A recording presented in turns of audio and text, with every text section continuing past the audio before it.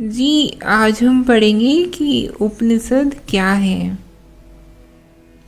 ज्ञान की एक पूरी श्रृंखला है वेद, और उनके केंद्र में ज्ञान है। किसी एक व्यक्ति द्वारा लिखी गई ये किताब नहीं है। किसी एक इंसान या इंसानों के एक समूह या दल या समुदाय या संप्रदाय इसका प्रतिनिधित्व नहीं करते। किसी एक व्यक्ति का नाम हम इससे नहीं जोड़ सकते। व्यक्ति आए चले गए, इतने सारे ऋषि इसमें वर्णित हैं। उनमें से कोई ऋषि हो न हो, एक ऋषि हो, सहस्त्र ऋषि हो, वेदों का किसी व्यक्ति विशेष से कोई संबंध नहीं है। तो वेद ज्ञान की एक पूरी परंपरा है। इसमें ज्ञान की पूजा की जाती है। इसलिए एक बड़े लंबे विस्तृत कालखंड में पसरे हुए हैं वेद। एक दिन या 10 दिन या 100 वर्षों में नहीं लिखे गए थे वेद। उनकी हजारों वर्षों की यात्रा है, और चूंकि उनका संबंध ज्ञान से है, बोध से है, व्यक्तियों से नहीं है, इसलिए उनको अपौरुषेय भी कहा जाता है। मनुष्य की कृति नहीं है वेद। मनुष्य मात्र की या मनुष्य विशेष की संपदा नहीं है।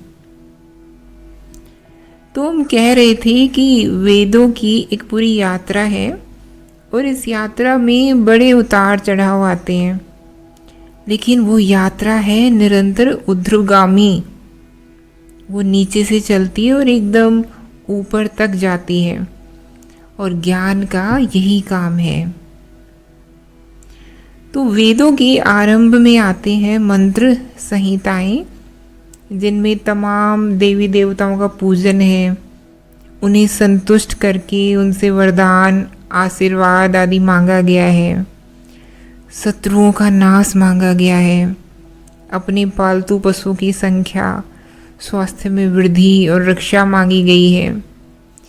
जितनी भी आदि भौतिक और आदि वैदिक आपदाएं हो सकती हैं, उनके विरुद्ध सुरक्षा मांगी गई है।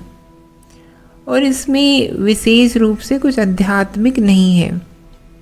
हालांकि ऋग्वेद के 10वें मंडल में बहुत कुछ ऐसा है जो आध्यात्मिक काव्य की श्रेणी में रखा जाना चाहिए, लेकिन फिर भी कुल मिलाकर के वेदों का जो मंत्र भाग है, उसमें प्रकृति पूजन ही अधिक पाया जाता है।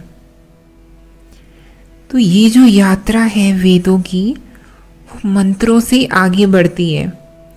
फिर ब्राह्मण आते हैं जो बताते हैं कि यज्ञ आदि में और तमाम तरह के अनुष्ठानों, कर्म कांडों में किस तरह की विधियों का और नियमों का पालन करना चाहिए। फिर आरण्यक आते हैं।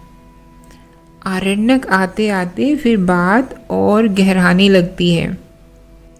अब जो पर्सन है वो बाहरी संसार से हटकर भीतरी होने लग जाता है, और यही यात्रा फिर अपना पूर्ण विकास पाती है और अपना गंतव्य और लक्ष्य भी पाती है उपनिषदों में। उपनिषदों में अब बात पूरे तरीके से आंतरिक हो गई है। अब प्रकृति से इसका कोई लेना देना नहीं रहा है, और उपनिषदों तक आते आते ऋषि प्रकृति के बिल्कुल उदासीन हो जाते हैं, बल्कि यहाँ तक कह देते हैं कि सत्य तो प्रकृति से परे है। बात इतनी बदल जाती है कि एक और तो देवता लोग थे जिन्हें भोग लगाया जा रहा था, खिलाया जा रहा था। उनको अन्न, पत्र, पुष्प, यहाँ तक कि पशु की भी भेंट दी जा रही थी। और उपनिषदों में ब्रह्म मात्र है जो कभी कुछ खाता ही नहीं है। मंत्रों में देवी देवता हैं जो सब साकार हैं, जिन्हें संतुष्ट किया जा सकता है, जिनसे बात की जा सकती है। और उपनिषदों में ब्रह्म मात्र है जिसका कोई आकार नहीं है, जिसकी कोई इच्छा नहीं है, जिसका कोई संगी साथी नहीं है, जो अचिंत्य है। तो उससे बात क्या की जाएगी। तो बात इतनी बदल जाती है। लेकिन उपनिषद हैं पूरे तरीके से वेदों के ही अंदर। वास्तव में वैदिक प्रक्रिया ही विकास लेकर के अंततः उपनिषदों तक पहुंचती है। और जहाँ तक मानव के अंतर जगत की बात है, उपनिषदों के आगे की बात आज तक न सोची गई है और न कही गई है। पूरे विश्व में विचार ने जहाँ कहीं भी ऊंचाइयाँ छुई हैं, उसको उपनिषदों ने किसी न किसी तरीके से प्रभावित किया है। और भारत में तो स्पष्ट ही है कि जो भी धार्मिक सौंदर्य हम पाते हैं उसके पीछे उपनिषदों का ही आशीर्वाद है। चाहे फिर वो बौद्ध धारा हो या भक्ति की मिठास, है सब उपनिषदों से ही प्रणीत। तो ये हैं उपनिषद। वेदांत में जो 3 इकाइयाँ सम्मिलित मानी जाती हैं, प्रस्थान त्रयी के नाम से उन्हें संबोधित करते हैं। वो है ब्रह्म सूत्र माने वेदांत सूत्र, उपनिषद और भगवद गीता। इन तीनों में जो प्राचीनतम है वो निश्चित रूप से उपनिषद है।